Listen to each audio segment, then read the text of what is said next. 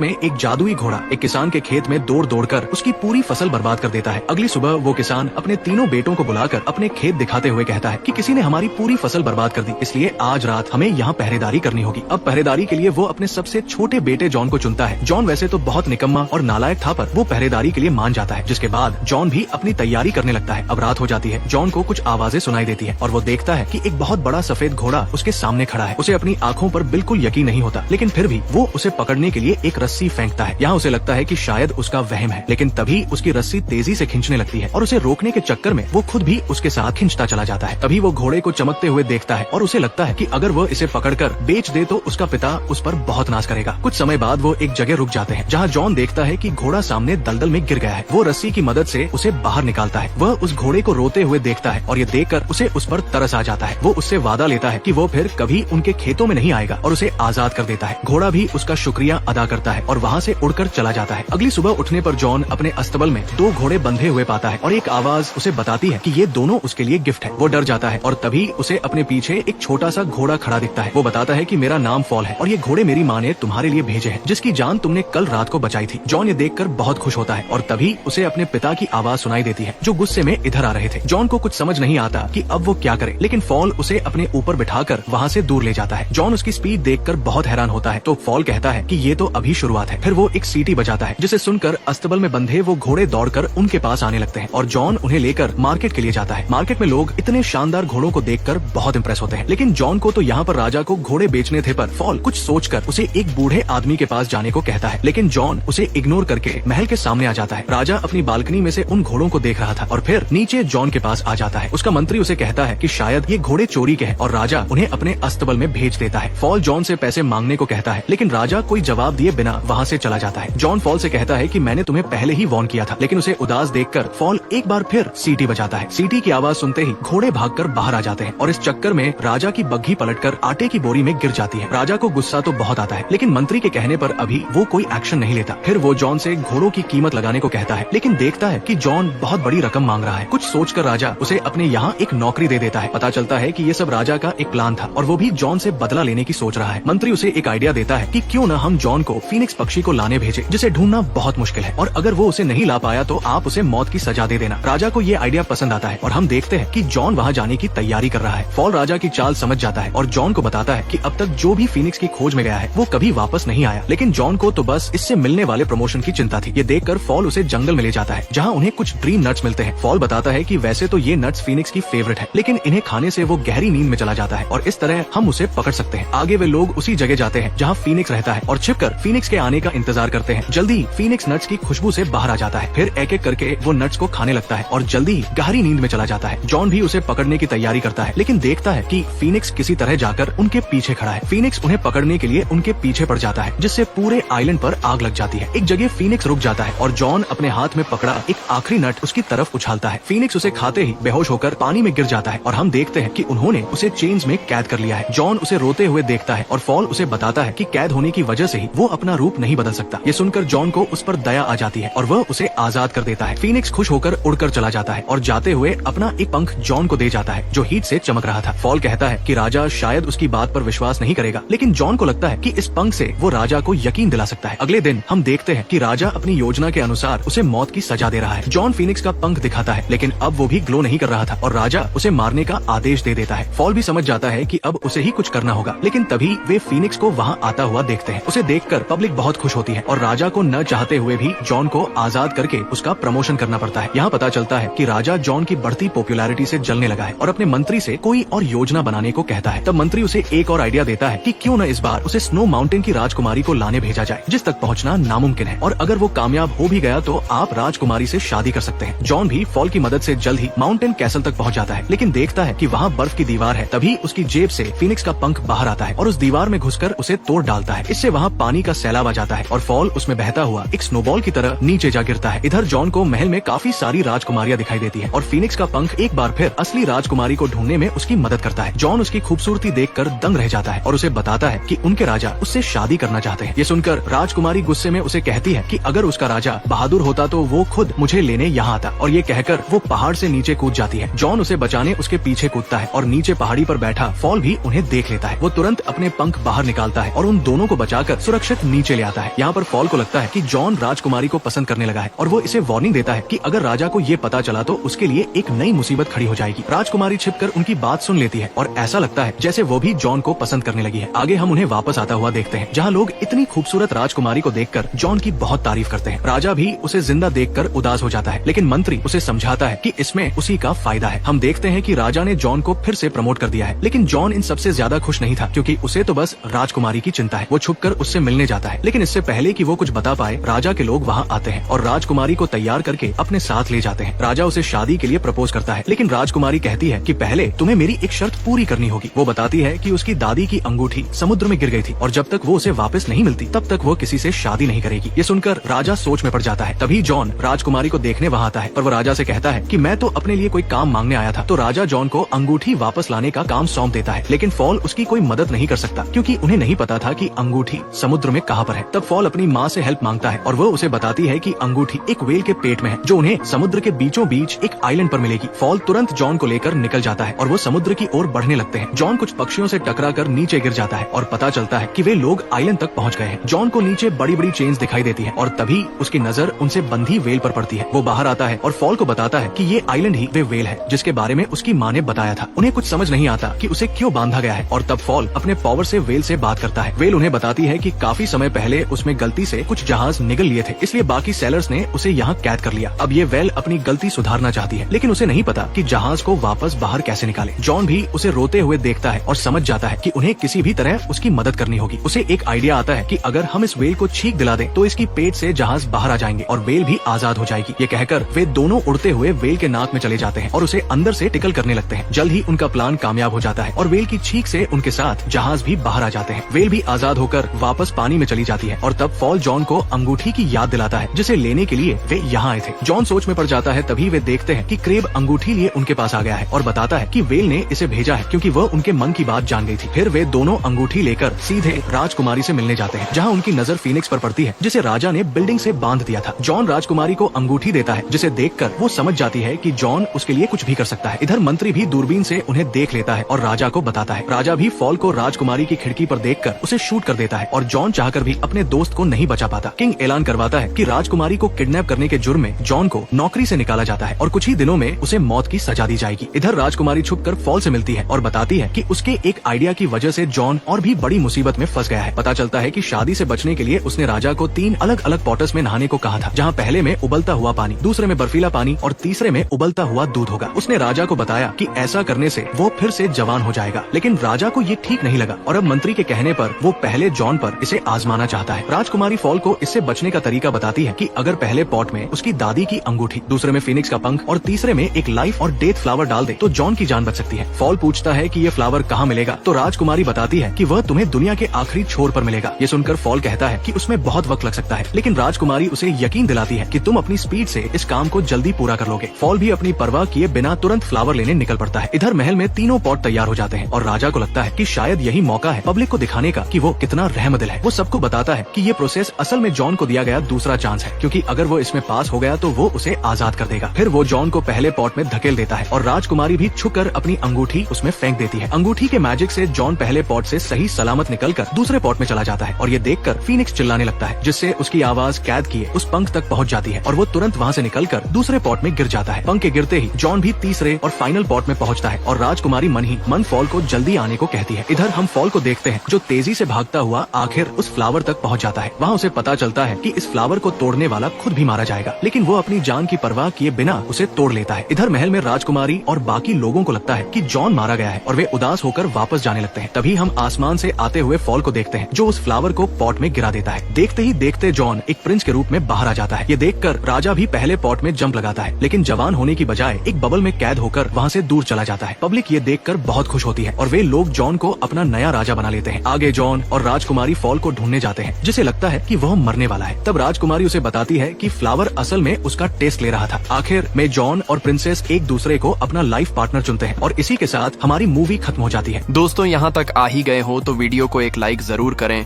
और भी ऐसी ही मजेदार वीडियो देखने के लिए हमारे चैनल को भी जरूर सब्सक्राइब करें। हम मिलेंगे आपसे बहुत ही जल्द अगली ऐसी ही धमाकेदार वीडियो में। तब तक के लिए गुड बाय।